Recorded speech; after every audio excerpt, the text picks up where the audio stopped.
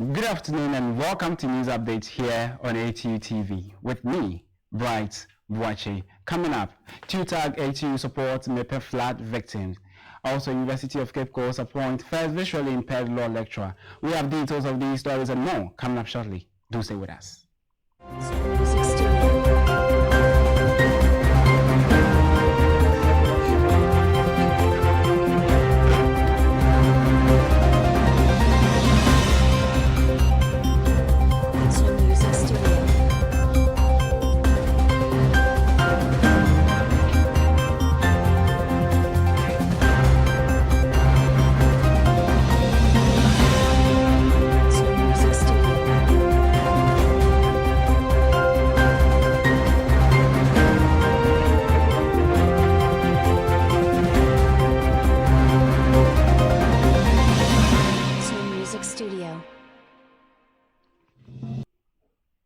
Now to the details. The Accra Technical University Chapter of TUTAG donated 20,000 Ghana cedis in relief items, including educational materials, to Mepe residential affected by the Akosombo water spillage. The initiative underscores the crucial role of education in rebuilding communities facing adversity.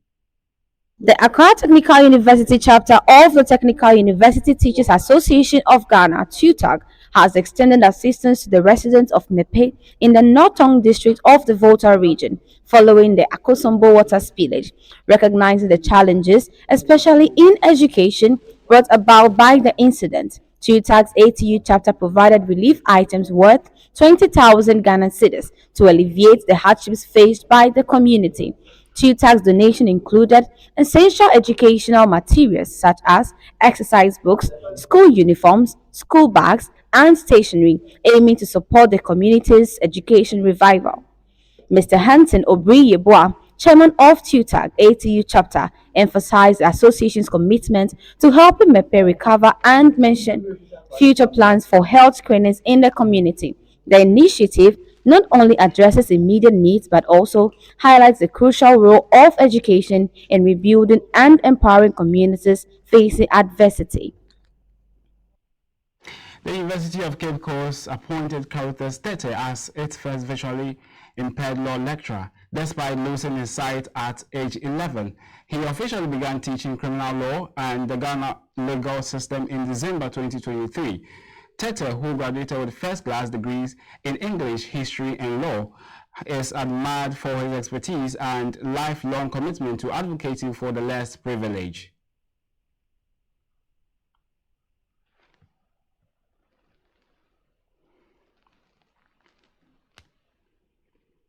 The University of Ghana justifies its decision to increase residential user fees, particularly in traditional halls, citing a significant rise in utility cost. This decision comes in response to complaints from parents of first-year students who express challenges in covering hall fees due to the fee hike.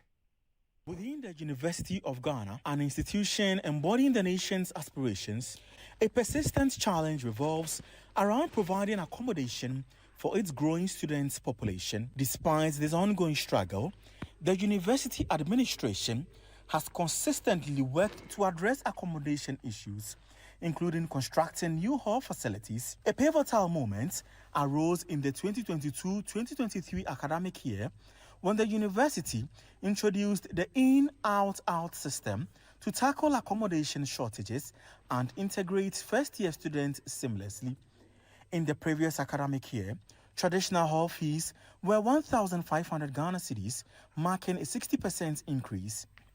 Despite dissent among students and parents, the university maintained its decision. Now, a significant financial shift has occurred, with residential user fees soaring from 1,500 Ghana cedis to 2,400 Ghana cedis per student for the academic year, a substantial 60% increase.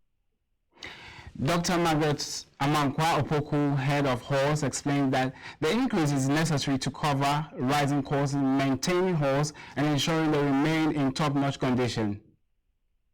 I mentioned that it's becoming increasingly difficult to maintain the hall and the facilities. If you work out the 1,500, you'll be amazed to see know that it comes out to be a little over 6 cedis a day for a student.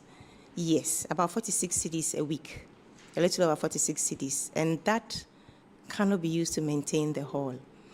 A lot of things have increased. A typical one is the janitorial services in the halls.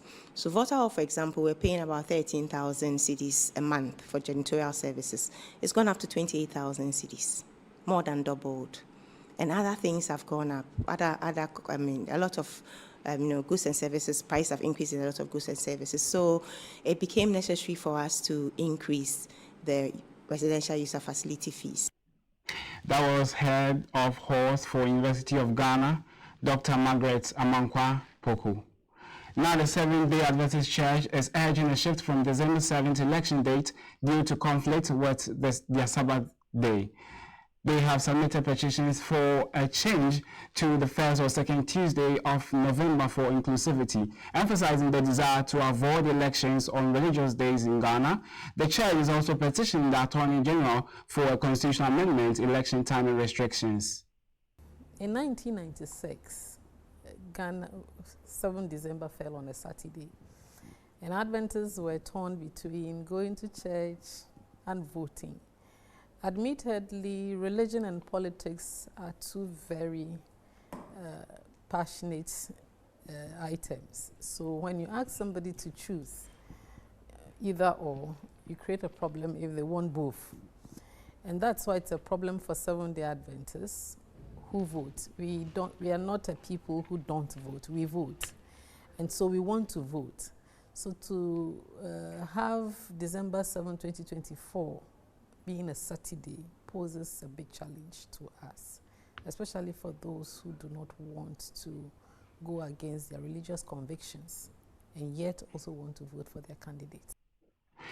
And that is for news update here on ATU TV. Subscribe to ATU TV on YouTube for more exclusive video content. My name is Bright Boache. Thanks for watching.